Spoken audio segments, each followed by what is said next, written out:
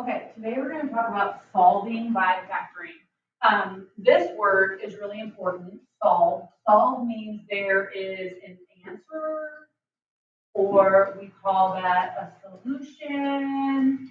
When you get to Algebra 2, you'll also find out that those are called roots, and those are called zeros. But you'll figure that out in Algebra 2. So really what we're doing is finding an answer. And so when you see this problem, x plus 5 and x minus 2, that's in factor form. Except now it says equals 0, which is different than what the packet you had just said. And so what they're doing is they're saying, what is the solution? Well, what does solution mean? Solution means I need to figure out what x could be so that if I plug the number in here, it would equal 0. And this is multiplication. So anything times 0 is 0. So I need to figure out what could I plug in here that would make this 0? Or what could I plug in here that would make this 0? Because either one would work. The long way is I need to say x plus 5 equals 0. And so if I solve that, I subtract 5 to both sides, and I get x equals -5. So that is one of the solutions. Now, some of you can look at that. You don't need to do this part.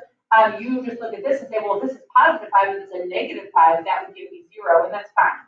This work right here is optional. And so on this guy, you have x minus 2 equals 0. So if you add 2 to both sides, you get x equals 2. And so there are two solutions. If I plug -5 in here, this would be 0. So that means the whole product would be 0. Or if I plug a +2 in here, 2 minus 2 is 0, and that gives me 0. So these are the solutions. And the shortcut is, if you look at them, if this is a +5, to cancel it out, this needs to be a -5. If this is a -2, to cancel that out, it needs to be a +2. So the next two examples they give you are x minus 7 and x plus 1 equals 0. So I'm going to look at this and say, what makes this 0? Well, if that's a -7, I'm going to say that x equals 7, and that would make this cancel out. That would make this parentheses a 0. Or I could say if this is plus 1, what does x equals? X equals -1, and that would make it a 0 also. So really you're just doing the opposite of the signs. And then there's one more example here. It says x minus 4 times x minus 3 equals 0. And so what minus 4 gives me 0? X equals 4. What minus 3 gives me 0? X equals 3. And so you should have two answers for all of these. Now, the tricky part is, so this is what the top half of your worksheet's like. The second half of your worksheet does not look the same, because sometimes you need to factor first.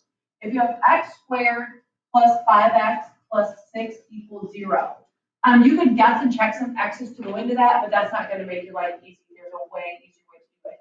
So I'm going to look at this and say, hey, I know how to factor this. What multiplies to give me 6 but adds to give me 5? And so I know that that's x plus 2 and x plus 3 equals 0. So 2 times 3 is 6, 2 plus 3 is 5. And so now I'm going to do what the other step was. What makes this 0? X equals -2. What makes this 0? X equals -3. And those are your two answers. So there's one extra step. You have to factor first, and then factor, and then solve. Okay, let's try one more just for kicks. If we have x squared minus 2x minus 15 equals 0. So I'm asking myself, what multiplies to give me 15 and would add to give me 0? I'm going to pick 5 and 3.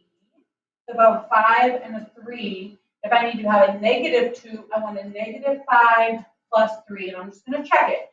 -5 plus 3 is -2. -5 times 3 is -15. So the factoring works. And so then if this is x minus 5, I need x to be a +5. If this is x plus 3, I need x to be a -3. And so either of these answers makes the solution work.